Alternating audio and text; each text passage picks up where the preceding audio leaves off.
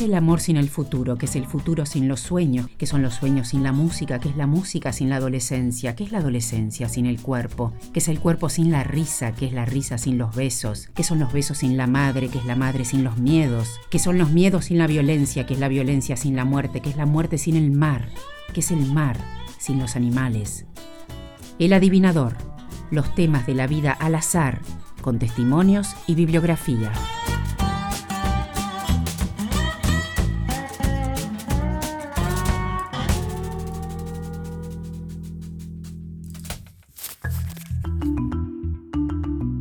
¿Leer es un placer, una obligación, una necesidad? ¿La lectura forma parte de la naturaleza humana? ¿Viene con la infancia? ¿Se adquiere? En todo caso, leer es lo más parecido a la vida. Entendemos la historia a medida que avanzamos, de la misma manera que vivimos. Pasan las páginas, pasan los días, las palabras son tiempo.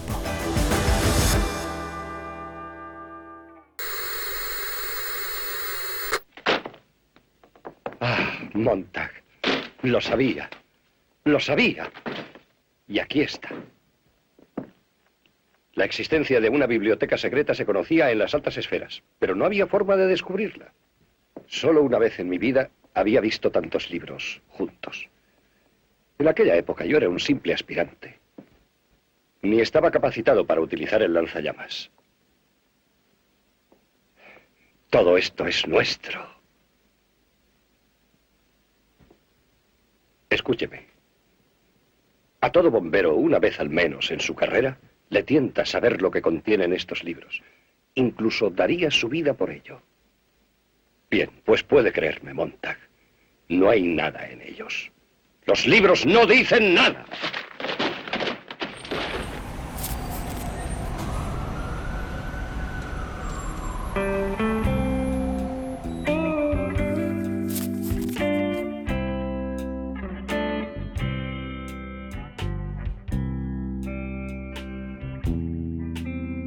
Era una casa, la de mi familia, una casa de gente que tenía biblioteca, gente culta, gente que leía mucho. Casi les diría que era en el barrio, las personas los únicos que nosotros, de la familia nuestra, tenía biblioteca o cuadros. Barrio de clase media que no, más bien, no estaban marcados por ningún signo intelectual. Pero como todo niño, las primeras lecturas fueron lecturas de libros de hadas, libros de cuentos infantiles y sobre todo la importancia que tenía el cuento contado por las noches, por alguna tía, por alguna abuela. Eso era una rutina.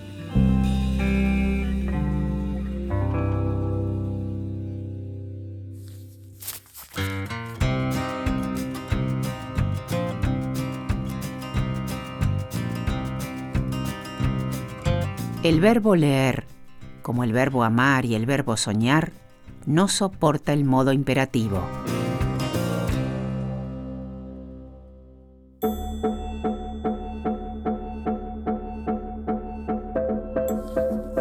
Me gusta leer porque puedo imaginar la vida de los personajes. Mi libro preferido es Mis tíos gigantes. Y se trata de un chico que hace un libro y entonces los tíos lo molestan porque quieren que se los lea. Primero lo leo para adentro y después lo leo para afuera.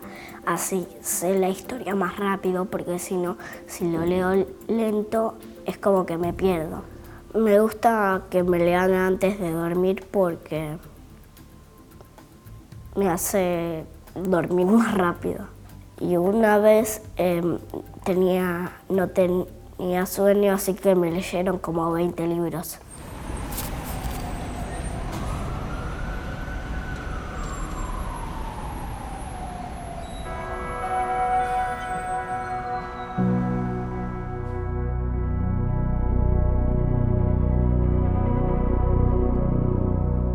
En la casa de la infancia no había nada, no había un libro. Apenas aprendí a leer, empecé a buscar libros en la biblioteca del pueblo y empecé a leer ahí, a saquear la biblioteca del pueblo. Eso fue desde los 6 a los 9 años, ¿no? Después en la adolescencia empecé a recuperar un poco la lectura, pero ya en la juventud es cuando me interno directamente en la búsqueda de libros y empiezo a formar una biblioteca, no deliberadamente, pero sí era la sensualidad del libro, ¿no? Es decir, ir, por ejemplo, ya de muchacho, ya grande, ir a las librerías de viejo, hurgar y encontrar y buscar nombres y llevarlos a casa, llevar paquetes de libros a casa y tocarlos y leerlos, y era sentir que estaba como armando un mundo, ¿no? La biblioteca como mundo. Me parece que esa es una idea también medio borgiana, ¿no? Es decir, la biblioteca que encierra la realidad entera, ¿no? Yo no puedo desprenderme de los libros. Llegan libros, hay libros, compro libros, están y siguen y siguen y siguen y siguen. Es como que, en el fondo, la idea de una biblioteca total, ¿no? Pero bueno, la fui formando. Y digamos, se supone que leí mucho de lo que iba adquiriendo. Algunas cosas que recuerdo, otras cosas que han sido olvidadas, algunas cosas que vuelven, otras que no, y otras que ni siquiera me asomé a ellas. Bueno, digamos, es una especie de vida matrimonial con los libros, ¿no? En la literatura hay ejemplo de grandes lectores. El Quijote, personaje inventado por Cervantes, es uno de los más célebres. Es la historia de un lector llamado Alonso Quijano, que viendo terminar su vida, fascinado por la lectura de novelas de caballerías, decide inventarse un personaje para seguir viviendo a través de la ficción. Así nace Don Quijote. Por su parte, Madame Bovary, de Flaubert, es gran lectora de novelas románticas y pretende hallar en la vida la felicidad que halló en los libros. Todos personajes lectores inventados por escritores.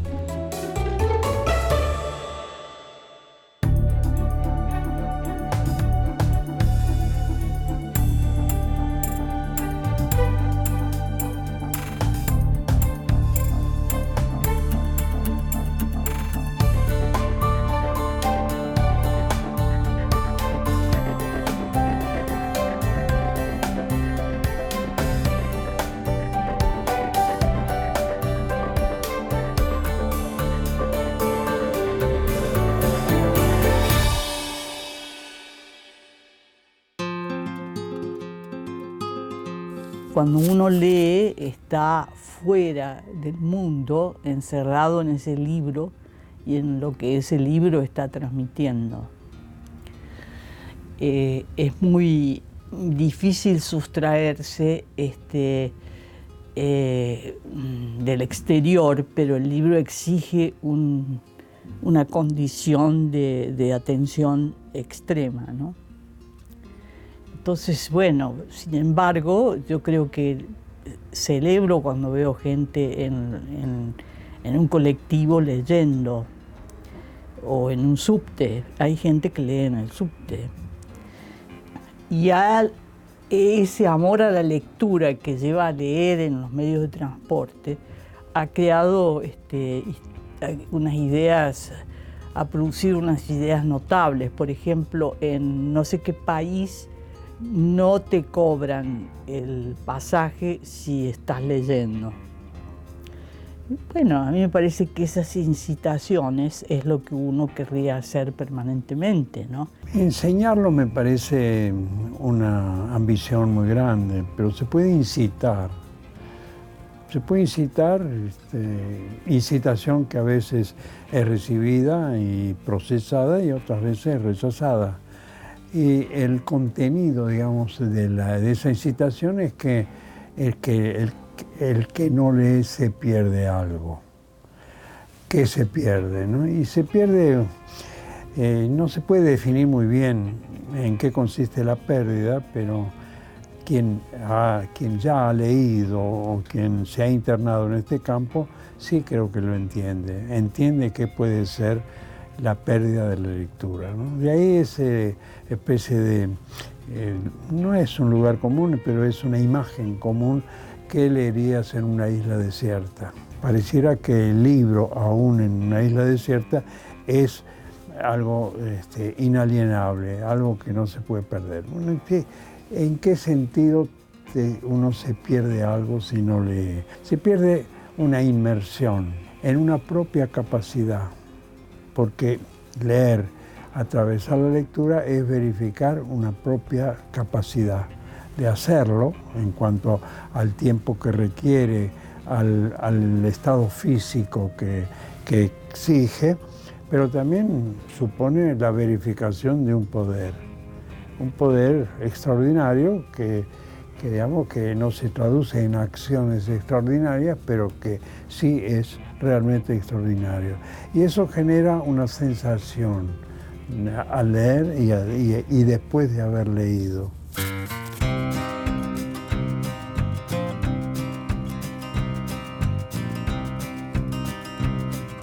¿Le ha sucedido a usted a veces hallar en un libro una idea vaga que uno ya había tenido, alguna imagen oscura que vuelve de lejos, algo así como la entera exposición del sentimiento más sutil de uno mismo?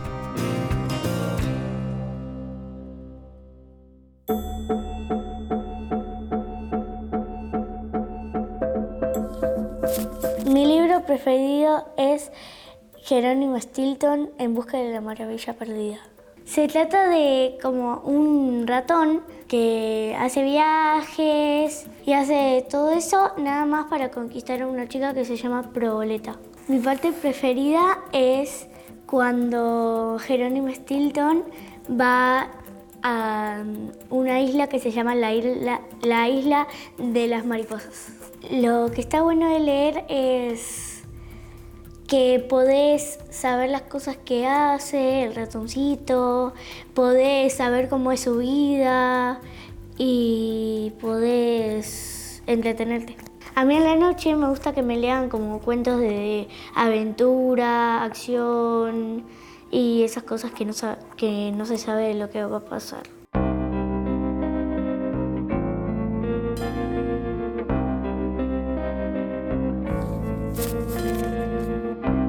Mi padre, por ejemplo,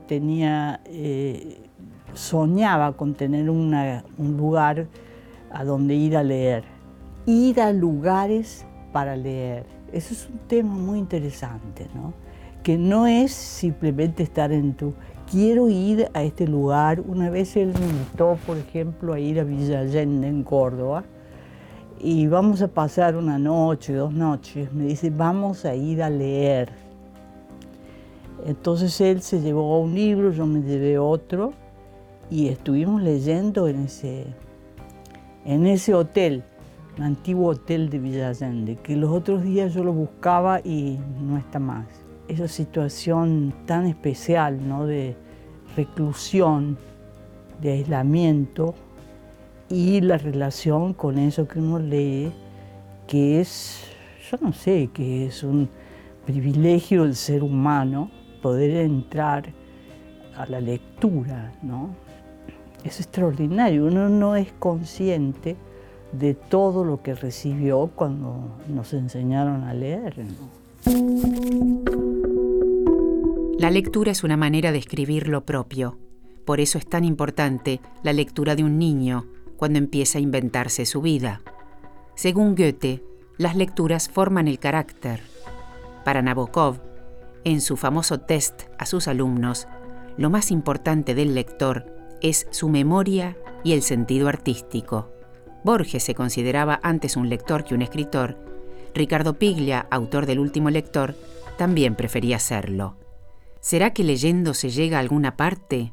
¿Se descubre lo propio a través de lo que escriben los otros?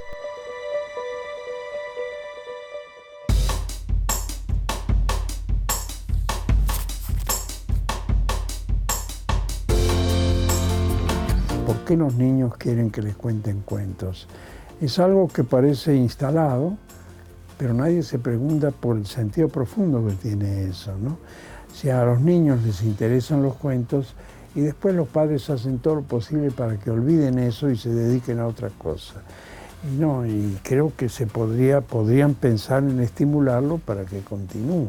El interés por el cuento, el relato infantil de la cuna, ¿no? De la cama antes de dormir, a lo que sigue luego, a lo que sigue eso como, digamos, para cultivar esa posibilidad, esa facultad, ¿no?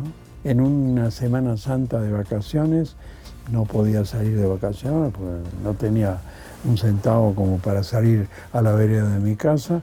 En la biblioteca de la facultad, que yo ya era estudiante de la facultad, me llevé las obras completas de Dostoyevsky. Y durante la semana leí todo Dostoyevsky, todo. Y a cada media hora mi mamá, yo vivía con ella, me llamaba y me decía, ¿qué estás haciendo? Y yo le decía, o bien le decía no nada, o bien estoy leyendo, que era para ella equivalente a no hacer nada. Obviamente era no hacer nada. Me aguantaba porque no había conflicto, pero tampoco, digamos, comprendía demasiado bien qué significaba ese baño que me di, bueno, desde Raskolnikov al Príncipe, pasando por los Karamazov, todo.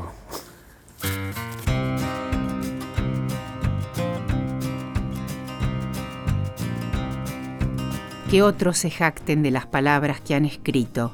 A mí me enorgullecen las que he leído.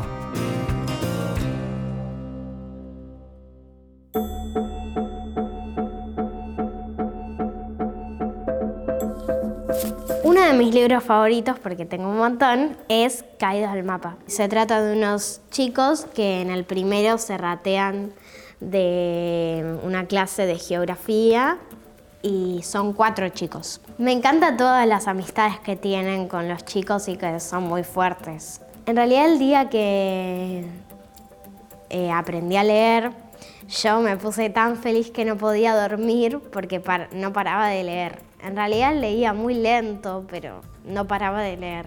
Y a mí me encanta intercambiar libros, porque para mí, si uno no tiene un libro y el otro no tiene el libro que el otro sí tiene, pero tiene el libro que el otro quiere, se lo pueden intercambiar y lo pueden leer los dos para disfrutar los dos. En mi cama leo cuando es de noche, leo en la escuela cuando termine la tarea, leo cuando me aburro más bien, porque digo, me aburro y ¿qué hago?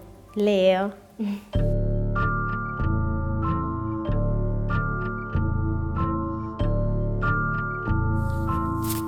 Nosotros vivimos el exilio no como castigo, sino como oportunidad, porque entramos a un lugar en el que casi todo nos era desconocido. No todo, no. Es decir, antes de salir de la Argentina habíamos leído a Fuentes, a Rulfo, lo que quieras. Pero al estar ya en México, digamos, el mundo literario mexicano nos fue atrapando, nos fue incitando, nos fue provocando, ¿no? Yo quería estar en ese sitio, no era para mí transitorio, ¿no? Como para muchos de nuestros amigos que estaban ahí, que consideraban el exilio como una situación pasajera. Lo fue, de hecho, pero no lo vivimos así. Tununa lo hizo, por ejemplo, en el campo de la pintura, y yo más bien en la literatura. Siglo XIX mexicano me deslumbró, había cosas de un poder, de una riqueza, de un interés extraordinario, ¿no? Bueno, y el siglo XX también, ya conviviendo con escritores en México, digamos, México fue en ese sentido muy generoso, porque apenas empezamos a publicar, yo empecé a publicar, ellos un poco después, ya nos empezaron a considerar escritores mexicanos. Eso creaba vínculos de lectura que, digamos, ahí hay un aspecto profesional en ese sentido, ¿no? Que es que en el mundo de los escritores esa frase muy, muy sarcástica, si me lees, te leo, eso funciona, ¿no? Funciona como necesidad de sostener una conversación. No puede uno ser indiferente y quedarse solamente con lo propio. Entonces uno va leyendo también lo que sigue, lo contemporáneo, los escritores contemporáneos. Y si son cercanos, mejor, porque dan lugar a una conversación, dan lugar a un intercambio, ¿no?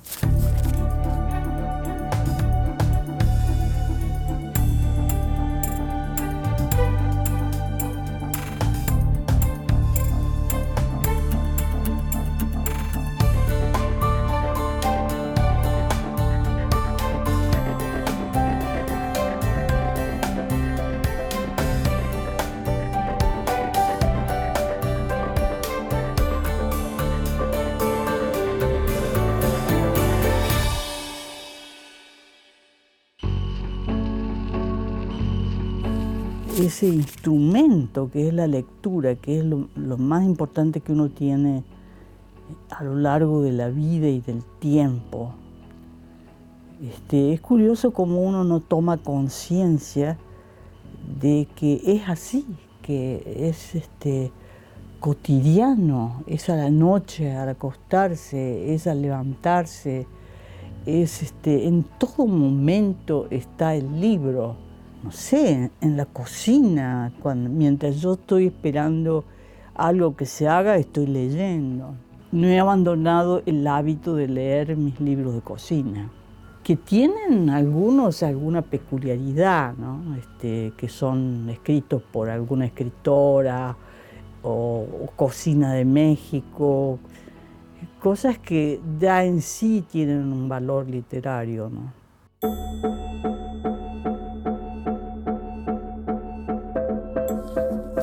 El año de los secretos, o sea, este libro, se trata de que hay una amistad entre dos amigas y están envueltas en una aventura divertida, rara, loca, peligrosa al mismo tiempo. Y me parece que también en la aventura que ellas tienen van conociendo a más personas. Y sobre todo esta parte, que es como el resumen, hace una pregunta a la que es difícil de contestar, que dice: ¿hasta dónde estarías dispuesto a llegar por una amistad? Hay algo que nunca se lo dije a nadie, pero a veces ni me meto en el libro, pienso otra cosa mientras leo y cuando ya estoy ahí adentro en el libro digo, ¿qué leí? Y tengo que volver a las páginas que leí y volver a releerlo de vuelta. Cuando voy a una librería y veo que un libro tiene muchas páginas, me asusta, pero cuando digo que me asusta y mucho. Yo puedo verlos y hasta puedo llegar a leerlos, pero si prefiero leerlos, me pasó hoy que dije, me llevo un libro re gordo. Hoy mismo me llevo uno re cortito y me traje uno cortito, pero si me voy a llevar quiero que sean medianos, no tan grandes. Así como más o menos así, o un poquito más grandes. Entramos a esa librería. Y al final terminamos saliendo a los 2 minutos y no me pueden sacar. Yo, no, 2 minutos más. Pueden pasar 2 horas más y yo sigo ahí buscando un libro que me guste. Terminaste una prueba y media aula y un poquito más, todavía ni terminó. Entonces ahí es un buen momento en los ratitos chiquititos, con los libros medianos, agarrás y te lees, no sé, 2 o 3 páginas.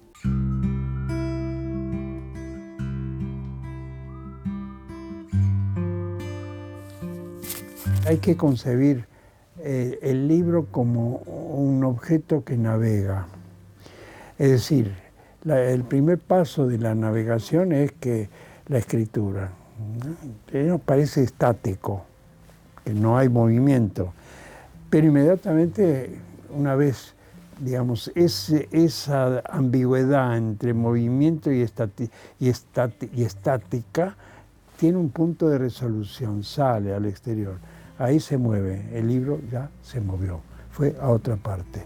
Esa otra parte es la circulación, va a una librería, primer movimiento. De la librería va a una casa, de la casa va a una mano que abre el libro, ¿no? Y bueno, en ese movimiento vertiginoso le va cambiando, digamos, la posición del texto y la percepción del texto. Son percepciones diferentes. Creo que el punto de llegada es esa soledad esencial. Ahora, también esa soledad cambia después de forma y se pasa a otra cosa, se comparte, se escribe sobre lo que se leyó, se registra, se hace un balance, se aprende, no se aprende, se es consciente, en fin, muchísimas posibilidades que se abren.